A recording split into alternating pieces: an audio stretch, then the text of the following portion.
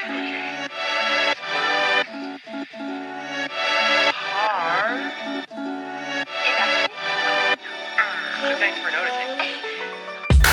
what's up? Balik lagi ke channel gua. Nah, gua hari ini mau ngejelasin tentang video kemarin ya, yang sempat ada di YouTube yang gua upload di home.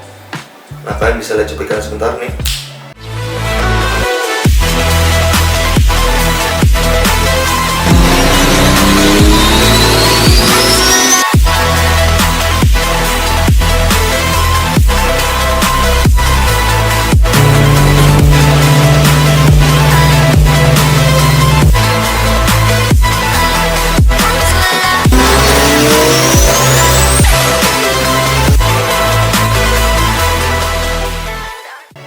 Nah guys, seperti itulah kira-kira videonya.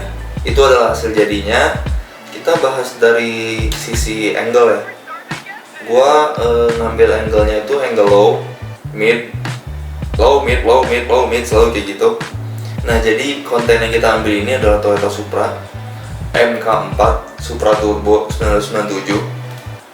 Dan itu mungkin legenda dari Jepang yang sekarang menjadi tren baru di anak-anak muda sekarang. Anak-anak milenial tuh senang banget sama Toyota Supra.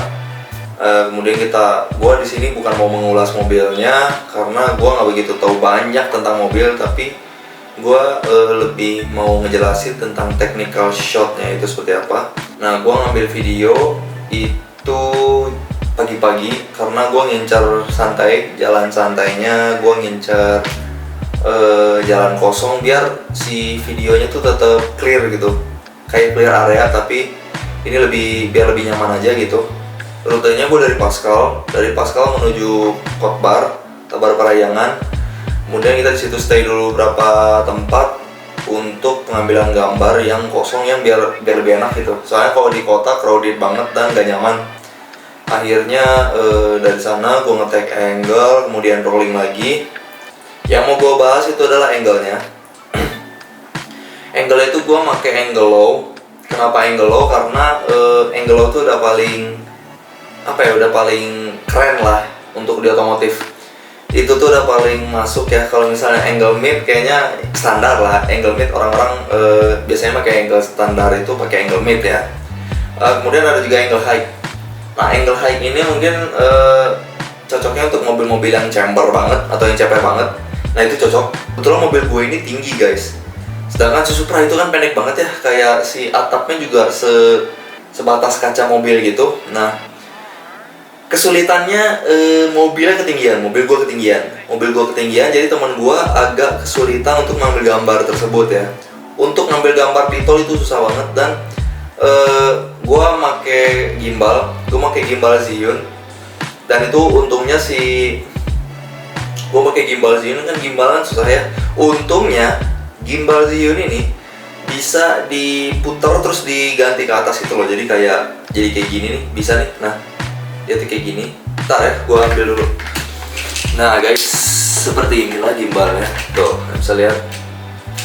Ini gimbalnya ringan, ini gimbalnya enak. Gue akhirnya memakai gimbal ini. Setelah sekian lama gue setiap take video gue nggak pernah pakai gimbal karena gue orangnya males gitu pakai yang ribet harus pasang dulu kayak gini. Tapi ternyata lama kelamaan gue butuh juga gitu. Jadi nah gini gue contohin ya, kan gimbal bisa kayak gini ya.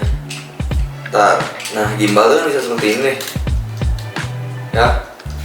Nah kemudian untungnya si Zhiyun ini bisa di atas ini nih. Nah jadi ketika mobil gue tinggi, jadi si gimbalnya bisa gua taruh di sini guys. Nih gua coba liatin dulu ya. Nah, si gimbal bisa kayak gini guys. Jadi ini tuh mepet banget sama aspal dan waduh gua udah deg-degan. Gua deg-degan banget di depan tuh kayak gua takut si lensa kamera gua kena, atau si gimbal ini kena aspal. Gua takut gitu kan. Jadi untungnya bisa kayak gini dan ini bisa diatur. Ya, kesulitannya di situ ketika gue naik mobil tinggi sedangkan mobil klien adalah mobil pendek. Itu susah banget dari dulu, kecuali kalau kita biasanya naik motor. Karena kemarin kebetulan kita mau lewat tol, cari jalan kosong. Kita pengen cari jalan yang enak lah buat buat tag video gitu kan. Jadi kita mau nggak mau lewat tol, dan itu di Koatbar juga kosong, sepi banget, enak banget pokoknya. Nah tapi ya untungnya gue beli gimbal sih. Kalau nggak beli gimbal susah itu sih temen gue. Gue dulu sebelum pakai kamera Sony A6400, gue pakai Canon 3000D, dan itu kesulitannya nggak bisa autofocus, terus fokusnya manual, bisa fokus tapi dia punya 9 titik dan itu susah juga. 9 titiknya gede-gede, jadi fokusnya banyak banget dan kabur-kabur gitu. Dan untungnya sekarang udah ada 6400, jadi akhirnya gue lebih mudah lah gitu untuk take video. Dan setelah itu ya itu sih kesulitannya ketika lu nge-take. Dan jangan lakukan ini ketika lu mau coba rolling shoot atau mau nyoba videografi mobil di jalan. Ada beberapa hal yang harus lu perhatikan. Yang pertama, jangan ganggu pengendara lain, karena mereka juga itu jam-jam pagi ya, jam-jam kredit, orang-orang pada mau kerja. Jadi kita juga harus spare, ngasih orang jalan buat mereka menuju kantor.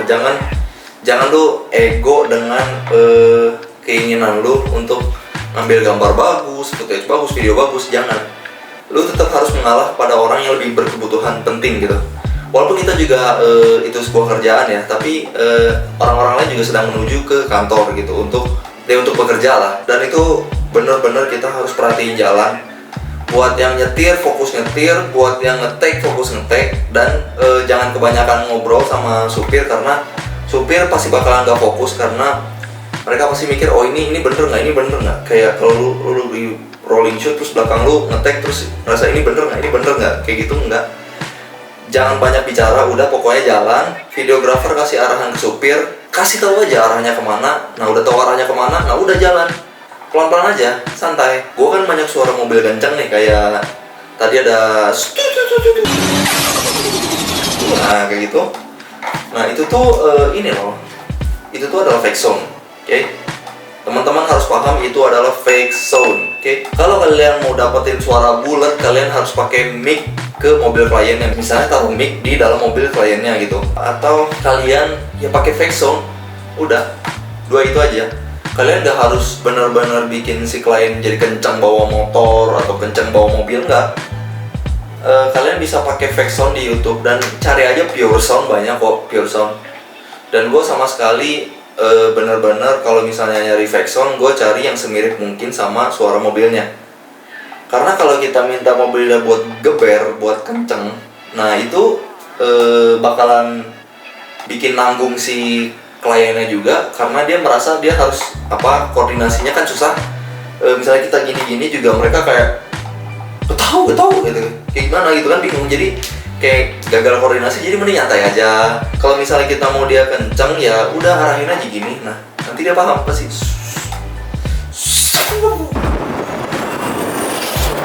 Nah gitu. Nah oke. Itu yang pertama. Yang kedua, perhatikan keamanan kalian selama di jalan. Oke? Keamanan kalian itu penting. Ingat, footage bagus nggak ada apa-apanya kalau kalian jatuh. Itu kamera ini gimbal kemana bawa? Denge, delaing. Ya. Keamanan kalian nomor satu. Banyak banget fotografer atau videografer yang nggak mempedulikan keselamatan. Videografer, fotografer nggak mempedulikan keselamatannya, oke? Ingat, kalau nggak bisa bawa motor sendiri, berdua nggak apa-apa, bagi hasilnya dua nggak apa-apa. Yang penting kalian aman, selamat sampai tujuan, oke? Jangan memaksakan sesuatu yang kalian nggak bisa sendiri. Keamanan kalian juga harus terpenuhi. Kebutuhan keamanan lah ibaratnya, kayak misalnya pakailah jaket, pakailah helm, pegangan atau nggak minta temannya pegangan. Beli selendang yang buat bayi, pakai tuh selendang tuh biar aman. Jangan ngasal bahwa nge-take foto tuh jangan ngasal. Jangan karena seolah-olah kita pengen footage bagus, tapi keamanan kalian sendiri nggak dipikirkan gitu. Jadi kalau saran gue ya itu, lebih berhati-hati lagi lah, ya. Karena kalau kita udah nggak fokus sama diri sendiri, kita cuma fokus motoin, videoin klien, ya ujung-ujungnya kacau. Yang ketiga, usahakan briefing terlebih dahulu di jalan, oke?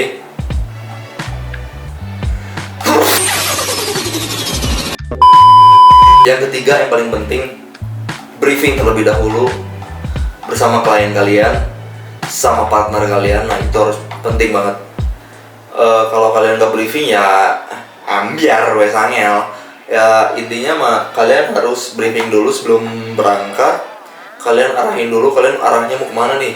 Kalian mau kita ke Kobar yuk. Nah kan itu sudah ada koordinasi gitu. Nah selama di jalan tuh lu ngobrol sama si kliennya pengen kayak gimana gitu. Nah, lu pengen nanti kalau misalnya diarahin kayak gini salib aja ya, yang kayak gitu kan bisa gitu. Jadi intinya mah ya hati-hati lah di jalan, jangan ngadi-ngadi deh ya. Oh ngadi-ngadi ngacauin warga abis, sudah jangan ya, hati-hati. Sekian, thank you. Intinya mah hati-hati, jangan banyak tingkah. Pahami pengendara lain, pahami warga lain yang ingin berpergian juga, karena yang punya jalan bukan kita doang. Nah kita pahami juga keselamatan kita. Ya itulah dari gua ya untuk hari ini. Gua sih lebih menjelaskan tata cara aturan kita di jalan aja seperti apa untuk videographer atau fotografer. Jangan meresahkan orang lain lah intinya, oke? I'll see you in the next video. Bye bye. Ciao.